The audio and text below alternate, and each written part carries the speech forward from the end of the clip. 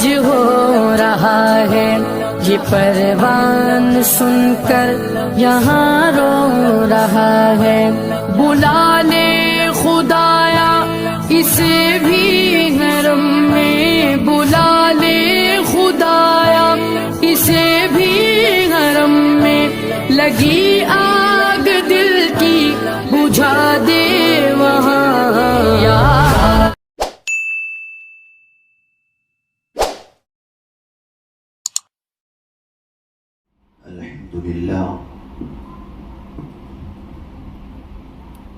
الحمد لله رب العالمين،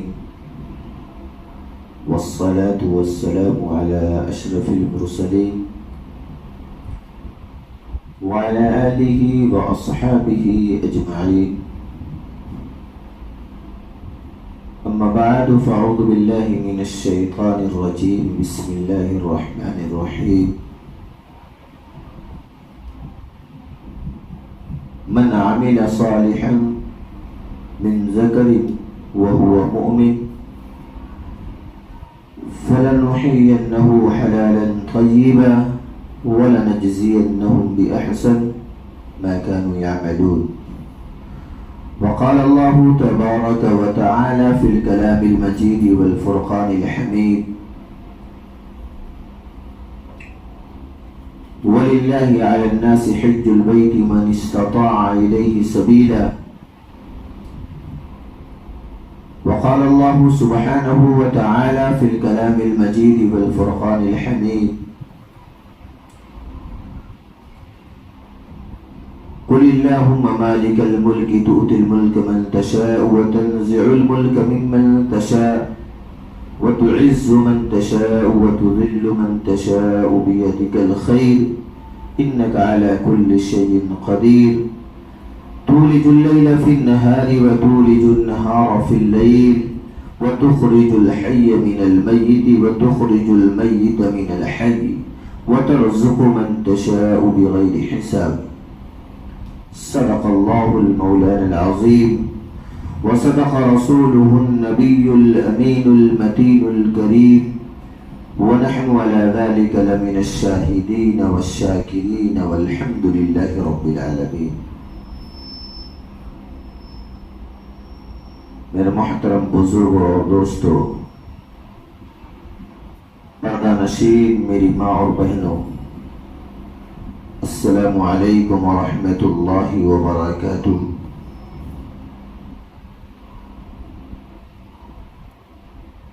عزیزان گرامی،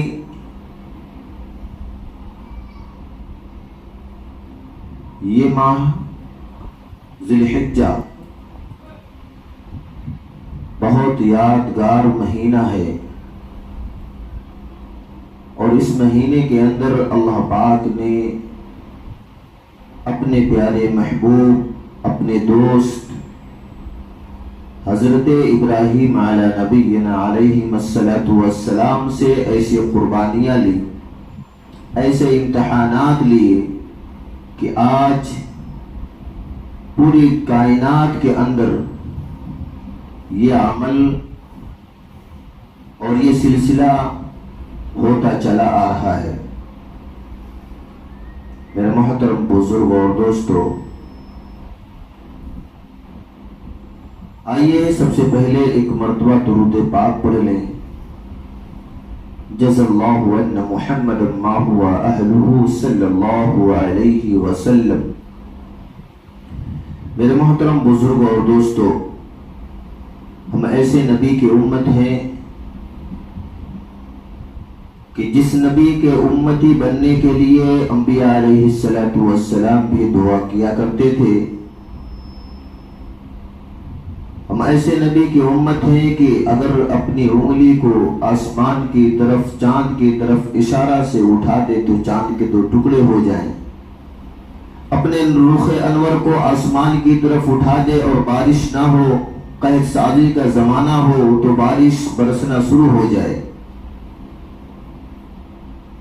ہم ایسے مقدس نبی کی امت ہیں کہ ڈوبے ہوئے سورج کو بھی پل بھر میں واپس بلا لے۔ میرے محترم بزرگوں اور دوستوں، ہم سب کے آقا جناب محمد الرسول اللہ صلی اللہ تعالی علیہ وسلم پوری زندگی 2 جانوروں کی قربانی کیا کرتے تھے۔ حدیث مبارکہ سے ملتا ہے کہ اللہ کے پیارے رسول ہم سب کے آقا جناب محمد الرسول اللہ صلی اللہ علیہ وسلم 2 اونٹوں کی قربانی کیا کرتے تھے، ایک اپنے نام سے اور ایک اپنی امتوں کے نام سے، ایک اپنے نام سے اور ایک اپنی امتیوں کے نام سے 2 اونٹوں کی قربانی اللہ کے پیارے رسول صلی اللہ علیہ وسلم کیا کرتے تھے۔ قرآن میں اللہ کے پیارے رسول اللہ پاک نے ارشاد فرمایا من عمل صالحا من ذکر او انثى وهو مؤمن، کہ کوئی بھی کلمہ پڑھنے والا مرد ہو یا کوئی بھی کلمہ پڑھنے والی عورت ہو، اگر وہ نبی کا طریقے کے مطابق اپنی زندگی نہ گزارے گی اور نبی کا حکم ہو جائے، مرد ہو یا عورت اگر اس کو نہ مانے گا تو وہ جہنمی ہوگا۔ اللہ پاک قرآن میں فرماتا ہے وَهُوَ مُؤْمِن، یعنی کرنے دھرنے والی ذات صرف اللہ کی ہے، اس کے اوپر یقین کرنا، اس کے اوپر اعتماد کرنا، بھروسہ کرنا کہ کرنے دھرنے والی ذات جو ہے وہ اللہ جل جلالہ عما نوالہ کی ہے اور کوئی دوسری ذات نہیں ہے۔ آگے قرآن میں اللہ فرماتا ہے من عمل صالحا، میرے پیارے نبی حضرت محمد مصطفیٰ صلی اللہ علیہ وسلم کے طریقے پر چلنا، فَلَنُحِيَنَّهُ، آگے قرآن میں اللہ فرماتے ہیں کہ ضرور بالضرور ساری کائنات کے اندر ساری خوشیاں میں اس کے قدموں میں لا کے ڈال دوں گا۔ 3 چیزیں کا بندے کے اندر 3 چیزوں کا ملنا اللہ بڑا خوش ہوتا ہے۔ پہلا وَهُوَ مُؤْمِن، یعنی کرنے دھرنے والی ذات اللہ کی ہے، اس کے علاوہ کوئی بگڑی کو بنانے والا نہیں، اس کے علاوہ کوئی رزق دینے والا نہیں، اس کے علاوہ کوئی موت اور زندگی دینے والا نہیں، اس کے علاوہ کوئی بیماری اور شفا دینے والا نہیں، اس کے علاوہ کوئی بھی تنگ دستی سے دور کرنے والا نہیں۔ قرآن میں اللہ فرماتا ہے ان اللہ یرزق من یشاء بغیر حساب، کہ میرا رب وہ رب ہے جو ہر چیز پر قدرت رکھتا ہے۔ آگے قرآن میں اللہ فرماتا ہے من عمل صالحا، کہ میرے پیارے رسول صلی اللہ علیہ وسلم کے طریقے کے مطابق اپنی زندگی گزارنا۔ اور آگے فرماتے ہیں اللہ باری تعالیٰ کہ فَلَنُحِيَنَّهُ، کہ ضرور بالضرور دنیا اور آخرت کی کامیابی اس کے قدموں میں ڈال دوں گا۔ میرے محترم بزرگ اور دوستو، قرآن میں اللہ فرماتا ہے قُلِ اللَّهُمَّ مَالِكَ الْمُلْكِ تُؤْتِي الْمُلْكَ مَنْ تَشَاءُ وَتَنْزِعُ الْمُلْكَ مِمَّنْ تَشَاءُ وَتُعِزُّ مَنْ تَشَاءُ وَتُذِلُّ مَنْ تَشَاءُ بِيَدِكَ الْخَيْرُ إِنَّكَ عَلَى كُلِّ شَيْءٍ قَدِيرٌ تُولِجُ اللَّيْلَ فِي النَّهَارِ وَتُولِجُ النَّهَارَ فِي اللَّيْلِ وَتُخْرِجُ الْحَيَّ مِنَ الْمَيِّتِ وَتُخْرِجُ الْمَيِّتَ مِنَ الْحَيِّ وَتَرْزُقُ مَنْ تَشَاءُ بِغَيْرِ حِسَابٍ۔ قرآن میں اللہ فرماتا ہے بادشاہ بنانے والا میں، فقیر بنانے والا میں، عزت اور ذلت دینے والا میں، دن کو رات میں اور رات کو دن میں بدلنے والا میں، موت اور زندگی دینے والا میں۔ اللہ پاک فرماتا ہے کہ میں ہر چیز پر قدرت رکھتا ہوں۔ میرے محترم بزرگ اور دوستو، آئیے ایک واقعہ آپ لوگوں کے سامنے بتلاتا چلوں کہ یہ ایسا مہینہ مبارک مہینہ ہے کہ اس مہینے کے اندر ایک اہم فرائض اگر انسان کے پاس مال و زر ہو زاد و رائلہ کا خرچ اٹھانے کی طاقت رکھتا ہو تو اس کے اوپر حج بھی فرض ہوتے ہیں۔ قرآن میں اللہ فرماتا ہے وَلِلَّهِ عَلَى النَّاسِ حِجُّ الْبَيْتِ مَنِ اسْتَطَاعَ إِلَيْهِ سَبِيلًا، کہ پوری زندگی میں ایک مرتبہ حج کرنا فرض ہے، بشرطے کہ اس کے پاس اتنا مال و زر ہو کہ وہ یہاں سے وہاں تک جائے اور اپنے اخراجات خود پورے کر لے، کوئی کسی قسم کی تکلیف نہ ہو۔ میرے محترم بزرگوں، دوستو، آئیے میں ایک ایسے اللہ کے ولی کے ساتھ روبرو آپ لوگوں کو کرواتا ہوں جن کا نام ہے حضرت جنید بغدادی رحمت اللہ علیہ، جن کا تعلق بغداد جیسی سرزمین سے ہے، بہت بڑے اللہ کے ولی ہیں۔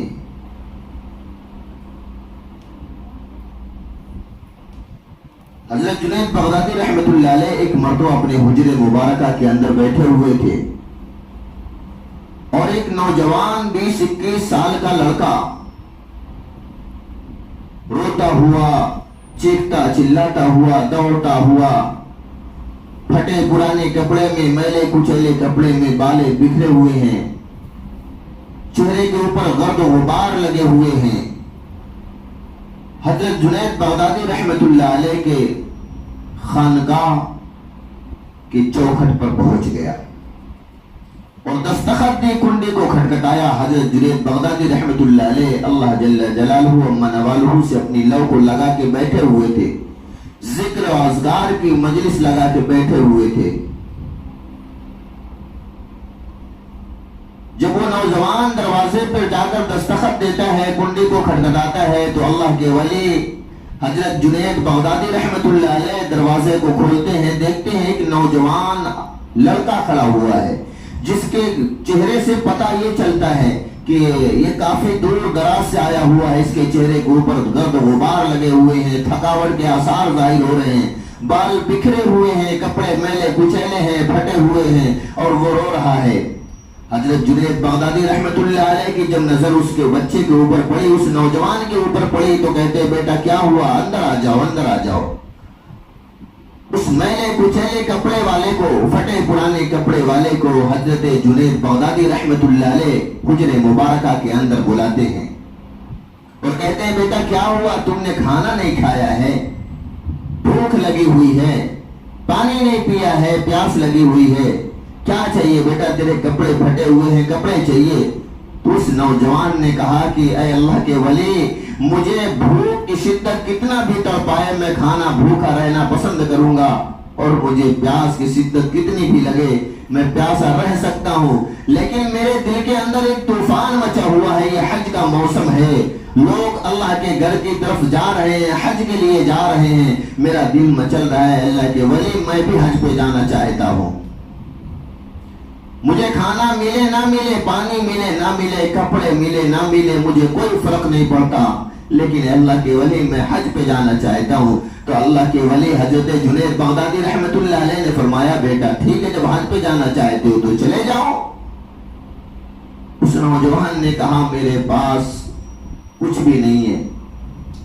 لیس عندی درہم ولا دینار، میرے پاس نہ درہم ہے نہ دینار ہے۔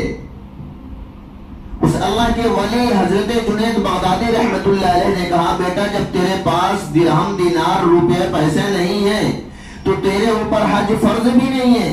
کیونکہ قرآن میں اللہ فرماتا ہے وَلِلَّهِ عَلَى النَّاسِ حِجُّ الْبَيْتِ مَنِ اسْتَطَاعَ إِلَيْهِ سَبِيلًا، کہ پورے زندگی میں ایک مرتبہ حج کرنا فرض ہے، بشرطے کہ زاد و راعلہ کا خرچ پورا ہو۔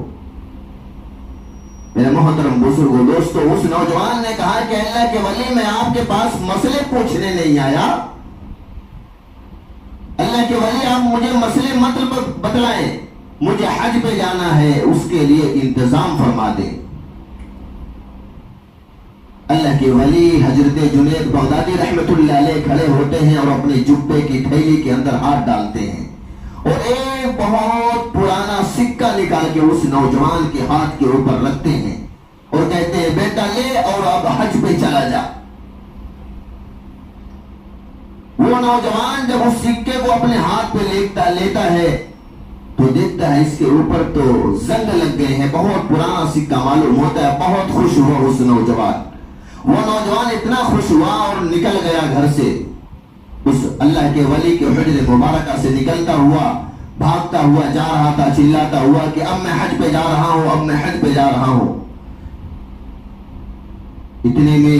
ایک گلی سے اس کا گزر ہوا، وہاں پہ کافی لوگ، مجمع، بہت بڑا مجمع وہاں پہ جمع ہوا تھا، اور اس نے کہا مرحبا مرحبا، مجمع سے آواز آنے لگی مرحبا مرحبا، آئیے آئیے بھائی، حج پہ چلیں حج پہ چلیں۔ اس نوجوان نے کہا بھائی میرے پاس تو کچھ بھی نہیں ہے، میں حج پہ ابھی کیسے جاؤں گا؟ بولے بھائی وہ سامنے دیکھ رہے ہو جو سفید کپڑے کے اندر لپٹی ہوئی ایک میت رکھی ہوئی ہے، وہ اس علاقے کا سب سے بڑا مالدار آدمی تھا، سب سے بڑا رئیس آدمی تھا۔ آج اس کا انتقال ہوا، انتقال سے پہلے اس نے ایک وصیت کی تھی کہ اس گلی سے جو سب سے پہلے آدمی نکل کے آئے اس کو میرا سارو مال و متاع اس کے حوالے کر دینا، میری زمین و جائیداد اس کے حوالے کر دینا، میرا باغات اس کے حوالے کر دینا، اور میرے جتنے بھی زمین کے کاغذات ہیں اس کے حوالے کر دینا، میرے گھوڑے اور اونٹ سب اس کے حوالے کر دینا۔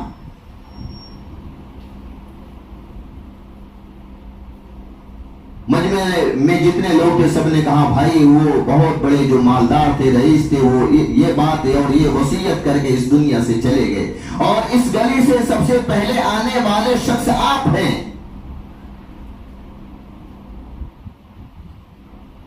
لوگوں نے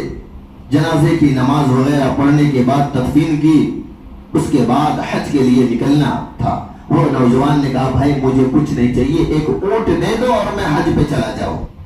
انہوں نے کہا نہیں بھائی سارا چیز آپ کی، ساری مال و متاع آپ کی، آپ چلیں حج پہ۔ اور ایک آواز بلند ہوتی ہے لبیک اللہم لبیک لبیک لا شریک لک لبیک ان الحمد والنعمت والملک لک والملک لا شریک لک اللہم لبیک لبیک لا شریک لک لبیک۔ وہ نوجوان حج پہ گیا، حج پہ گیا، کعبہ کے سامنے جب پہنچا، روایتوں کے اندر لکھا ہے، کتابوں میں ملتا ہے کہ وہ نوجوان کعبے کو دیکھ کر اتنا روتا تھا، اتنا گڑ گڑا کر روتا تھا، حجر اسود کو پکڑ کے بوسہ دیا کرتا تھا، روتا تھا، اور مقام ابراہیم کے پاس بھی جا کے رویا کرتا تھا، طواف کرتے ہوئے روتا تھا۔ وہ سارے مجمع میں جتنے لوگ حج پہ گئے تھے بولے کہ بھائی جب سے یہ حج پہ آیا ہوا ہے یہ سوائے عبادت کرنے کے یہ سوتا بھی نہیں ہے، نہ کچھ کھاتا ہے نہ پیتا ہے، یہ صرف ہمیشہ عبادت میں لگا رہتا ہے۔ مکہ سے جب ارکان پورے ہوئے، مدینہ المنورہ کے اندر جب گئے تو یہ وہ اللہ کے پیارے رسول صلی اللہ علیہ وسلم کی جالی کے پاس نوجوان پہنچتا ہے اور گڑ گڑا کر روتا ہے، درود و سلام پڑھتا ہے۔ یہی حال وہاں پہ بھی تھا، نہ کچھ کھانا نہ پینا، صرف عبادت میں مشغول رہا کرتا تھا۔ اللہ کے رسول صلی اللہ علیہ وسلم کے روضے مبارکہ کے پاس جا کے، جالیوں کے پاس جا کے درود و سلام پڑھتا تھا۔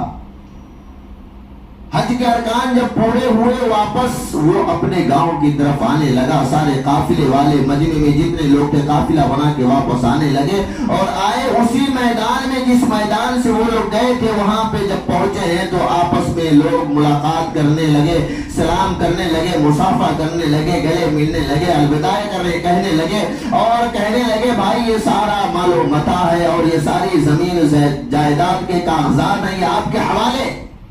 اور یہ سارے اونٹ آپ کے حوالے ہیں، آپ جدھر چاہیں لے کر جائیں۔ وہ نوجوان سارے اونٹوں کو لیا، اور جس اونٹ پر دستاویز سارے کاغذات تھے وہ اونٹ بھی لیا، اور وہ سب سے پہلے اللہ کے ولی حضرت جنید بغدادی رحمت اللہ علیہ کے حجر مبارکہ کے پاس پہنچا، دستخط دی، اندر سے اللہ کے ولی حضرت جنید بغدادی رحمت اللہ علیہ دروازہ کھولے اور بولے بیٹا مرحبا، آ جاؤ، تیرے آنے سے پہلے ہو گئی تھی کہ تیرا حج مقبول ہو گیا ہے، تو آ جا۔ مدینے سے کچھ کھجوریں لایا ہے، زمزم کے پانی لایا ہے، تو لا کے مجھے دے دے۔ وہ نوجوان کہنے لگا کہ اے اللہ کے ولی، کھجور اور پانی میں نے لایا ہے، لیکن اس سے پہلے میں آپ کو کچھ چیزیں دینا چاہتا ہوں، کیونکہ جب میں یہاں سے گیا تھا،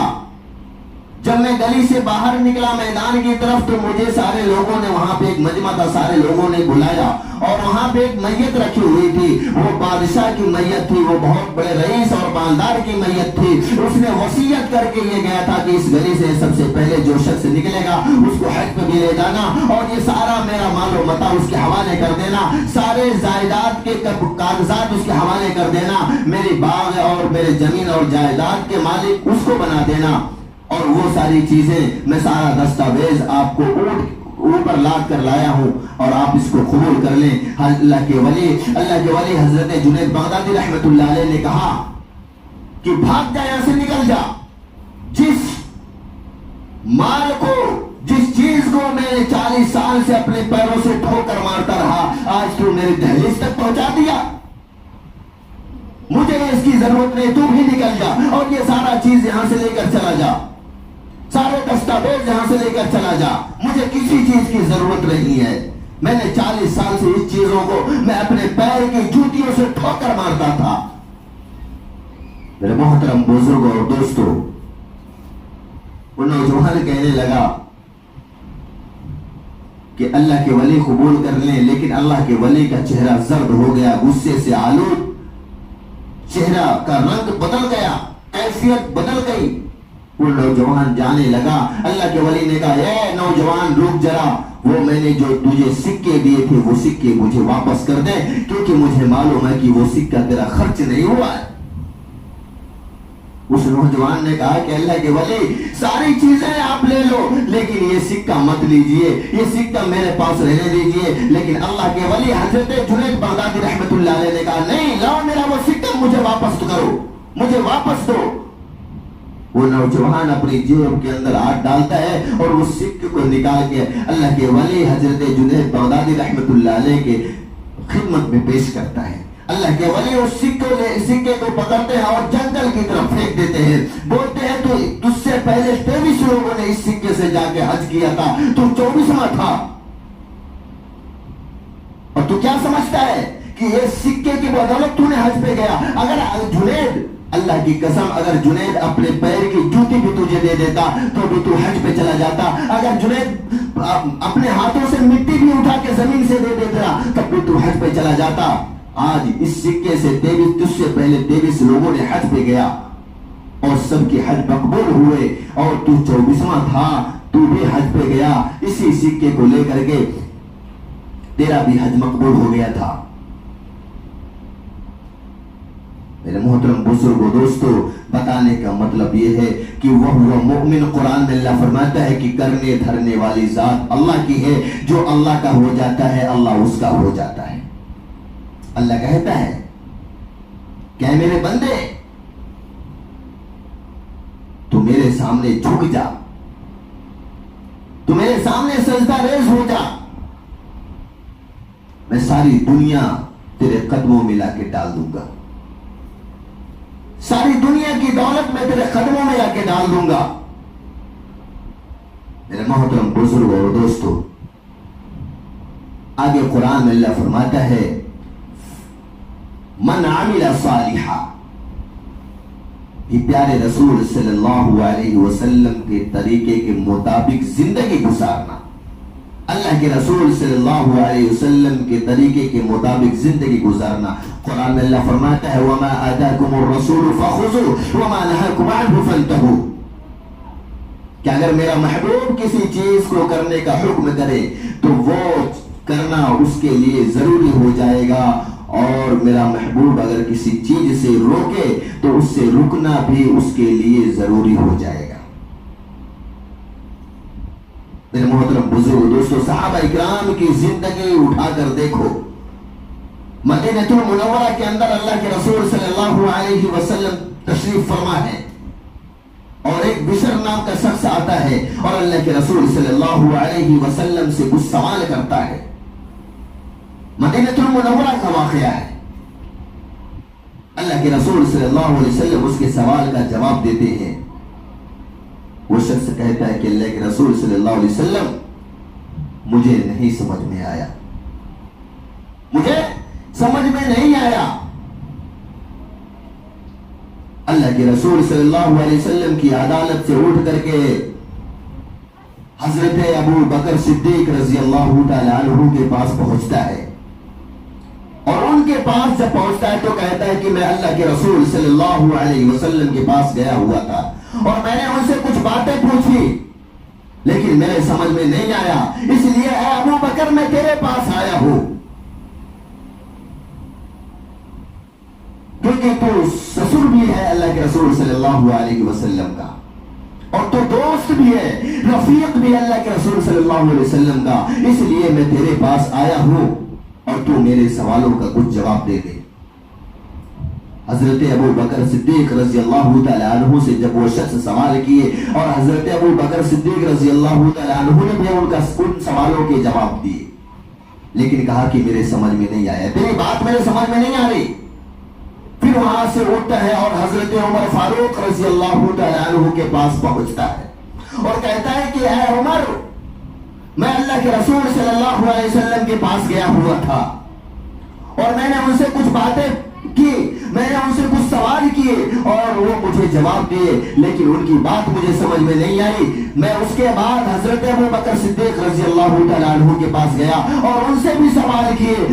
اس نے بھی جواب دیے, لیکن اس کی بھی بات مجھے سمجھ میں نہیں آئی. اے عمر, میں تجھ سے بھی کچھ سوال کرنا چاہتا ہوں اور تو میرے سوالوں کا جواب دے دے. حضرت عمر نے فرمایا سوال کے جواب تو بعد میں دوں گا, رک بیٹا, میں یہیں پہ بیٹھ تو میں اندر سے جا کے ذرا واپس آتا ہوں. اندر حضرت عمر فاروق رضی اللہ تعالیٰ عنہ گئے اور اپنی تلوار کو نکال کے لاتے ہیں اور اس بشر نام کے شخص کی گردن کو مار دیتے ہیں اور کٹ جاتی ہے, سر تن سے جدا ہو جاتا ہے, لوگوں میں ہنگامہ ہو جاتا ہے, ہلچل مچ جاتی ہے کہ عمر نے ایک شخص کی گردن کو اڑا دیا ہے. عمر کے پاس ایک شخص گیا ہوا تھا کچھ سوال پوچھنے کے لیے, عمر نے سوالوں کا جواب نہیں دیا بلکہ ان کی گردن کو, ان کے سر کو ان کے تن سے جدا کر دیا, ان کی گردن کو اڑا دیا, اس کو قتل کر دیا. ساری بات جب ہوئی, ہنگامہ چاروں طرف ہونے لگا, یہ باتیں اللہ کے پیارے رسول صلی اللہ علیہ وسلم کے پاس پہنچی. اللہ کے رسول صلی اللہ علیہ وسلم آئے اور کہا کہ اے عمر, تو نے اس بشر نام کے شخص کی گردن کو کیوں اڑایا؟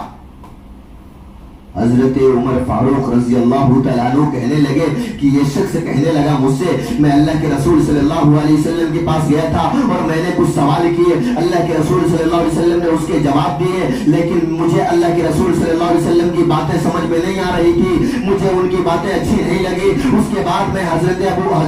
ابو بکر صدیق رضی اللہ تعالیٰ عنہ کے پاس گیا اور ان سے بھی سوال کیے, وہ بھی مجھے جواب دیے, لیکن ان کی بات بھی مجھے سمجھ میں نہیں آئی. اللہ کے رسول یہ میرے پاس بھی آیا تھا اور مجھ سے کہا کہ میں اللہ کے رسول کے پاس گیا تھا اور ان کی بات مجھے سمجھ میں نہیں آئی. جو بات کہتا ہے کہ اللہ کے رسول صلی اللہ علیہ وسلم کی مجھے بات سمجھ میں نہیں آئی, اس کو زندہ اس دھرتی کے اوپر رہنا منظور نہیں ہے. عمر اگر 100 ایسے آ جائیں اور 100 کی بھی گردن مار سکتا ہے, پوری دنیا کے لوگ آئیں اور کہیں کہ اللہ کے رسول صلی اللہ علیہ وسلم کی بات مجھے سمجھ میں نہیں آئی, تو پوری دنیا والوں کی عمر اتنی طاقت رکھتا ہے, اتنی جرأت رکھتا ہے, اتنی ہمت رکھتا ہے کہ سب کی گردن کو, سر کو اس کے تن سے جدا کرنے کی طاقت رکھتا ہے.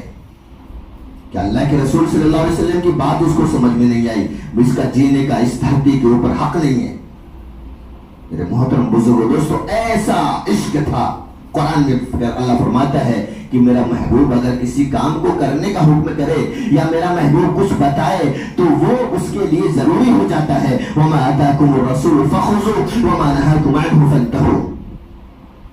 میرے محترم بزرگوں اور دوستو, یہ قربانی کے ایام چل رہے ہیں, حج کے ایام چل رہے ہیں. اللہ ہم سب لوگوں کو دل کے اندر تو ایک کڑھن پیدا ہوتی ہے کہ اس بار اگر نہیں جا سکے, دل کے اندر یہ نیت کریں کہ اللہ پاک اگلی سال ہم کو حج پہ بلا لے, اپنے گھر کی حاضری کروا دے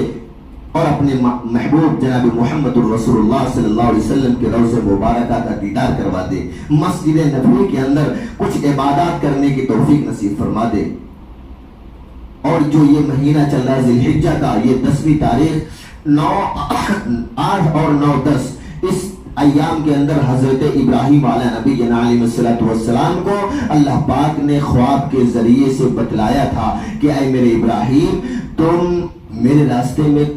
جو تم کو دنیا کے اندر سب سے محبوب چیز ہو میرے راستے میں قربان کر دو۔ قرآن کے اندر آتا ہے کہ اللہ پاک نے حضرت ابراہیم علیہ نبی علیہ السلام کو اپنا دوست بھی کہا۔ فرشتوں کے سامنے اللہ پاک فخر سے کہتے تھے کہ یہ ابراہیم جو ہے کون ہے؟ میرا دوست ہے۔ لوگوں اور فرشتوں نے کہا کہ اللہ پاک آپ انسانوں سے دوستی کرتے ہیں، یہ تو انسان ہے اور آپ انسان کو دوست اپنا بنا رہے ہیں۔ لیکن اللہ پاک نے کیا فرمایا کہ تجھے کیا معلوم، وہ اس کا دل صرف جو ہے دھڑکتا ہے تو میرے لیے دھڑکتا ہے، وہ جب رکوع کرتا ہے تو میں سمجھتا ہوں کہ پوری قوم نے رکوع کر لیا، اور جب وہ سجدہ کرتا ہے تو میں یہ سمجھتا ہوں کہ پوری کائنات والوں نے سجدہ کر لیا۔ اللہ پاک نے قرآن کے اندر آتا ہے کہ اللہ پاک نے حضرت ابراہیم علیہ السلام سے 30 امتحانات لیے۔ کتنے امتحانات؟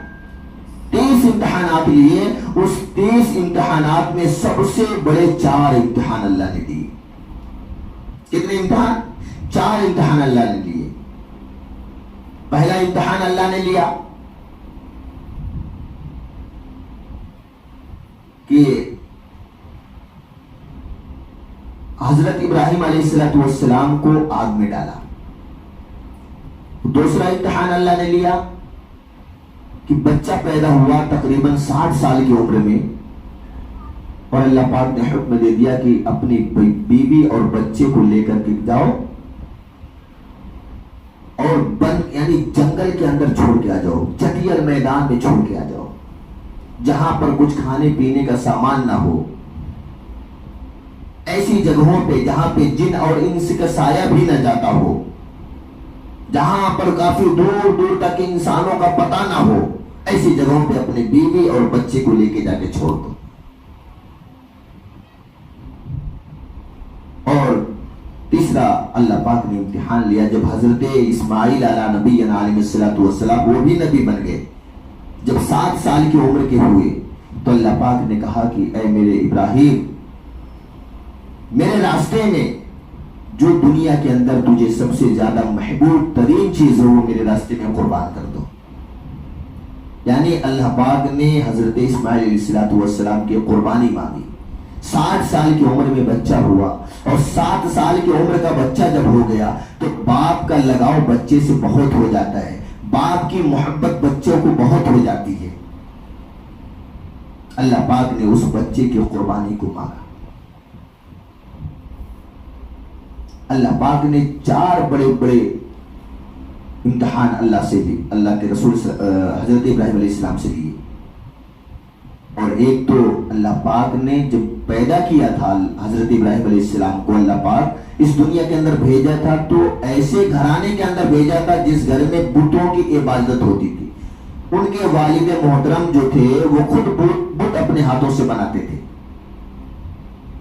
اور اس کی پوجا کرتے تھے، اس کو اپنا معبود سمجھتے تھے، اچھی بری باتیں اس سے شیئر کرتے تھے، اس کو اپنا حاجت رواں مشکل کشا سمجھتے تھے۔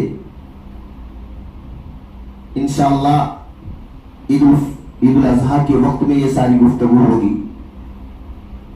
اللہ پاک ہم سب لوگوں کو کہنے سننے سے زیادہ عمل کی توفیق نصیب فرمائے۔ اللہ ہم سب لوگوں کو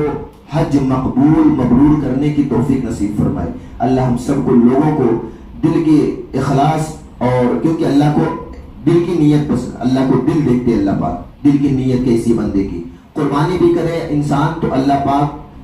کہتے ہیں کہ اے میرے بندے، جب تو قربانی کرتا ہے تو چھری بھی گردن پہ نہیں چلاتا جانور کی، اس سے پہلے میں تیری قربانی کو قبول کر لیتا ہوں۔ اللہ کے رسول نے فرمایا کہ لیکن خالصتاً نیت کیا ہونی چاہیے؟ دکھلاوے کی نہیں کہ ہم نے 40,000 کا بکرا لایا، 50,000 کا بکرا لایا، 20,000 کا بکرا لایا، نہیں۔ یہ قربانی اس نیت سے کرے کہ وہ قربانی کس کی سنت ہے؟ حضرت ابراہیم علیہ السلام کی۔ قربانی اس نیت سے کرے کہ اللہ پاک نے ہم سے قربانی مانگی ہے، ہم اللہ کے راستے میں قربان کر رہے ہیں۔ اللہ کے رسول نے فرمایا وہ چھری اس گردن پہ جانور کے نہیں چلتی ہے، اس سے پہلے اللہ قبول فرما لیتا ہے، اور اس جانور کے بدن کے اوپر جتنے بھی بال ہوتے ہیں اللہ اس کے مقدار میں اللہ اس کے نام اعمال میں نیکیاں لکھ دیتا ہے۔ تو انشاءاللہ عید الاضحیٰ کے وقت میں وہ گفتگو کریں گے کہ اللہ کے رسول اللہ پاک نے حضرت ابراہیم علیہ السلام سے کس طریقے سے قربانی مانگی، اور کیسے کیسے اللہ کے پیارے محبوب حضرت ابراہیم علیہ السلام اپنے بیٹے کو لے کے گئے اور کس طرح سے قربانی پیش کیے، کہاں سے کہاں تک جاتے تھے، کیسے کیسے واقعے پیش آئے، وہ ساری باتیں انشاءاللہ عید الاضحیٰ کے وقت میں بولی جائے گی۔ اللہ ہم سب لوگوں کو کہنے سننے سے زیادہ عمل کی توفیق نصیب فرمائے۔ اللہ ہم لوگوں کو ریاکاری سے ہم لوگوں کی اور پورے امت مسلمہ کی حفاظت فرمائے۔ ہم لوگوں کو 5 وقت نماز پڑھنے کی توفیق نصیب فرمائے۔ پورے دنیا کے اندر جتنے بھی مسلمان ہیں اللہ ان سب لوگوں کو صحت و عافیت اور تندرستی کے ساتھ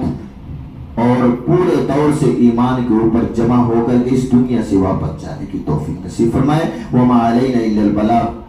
جن حضرات نے سنت نہ پڑھی سنت سے فارغ ہو جائیں۔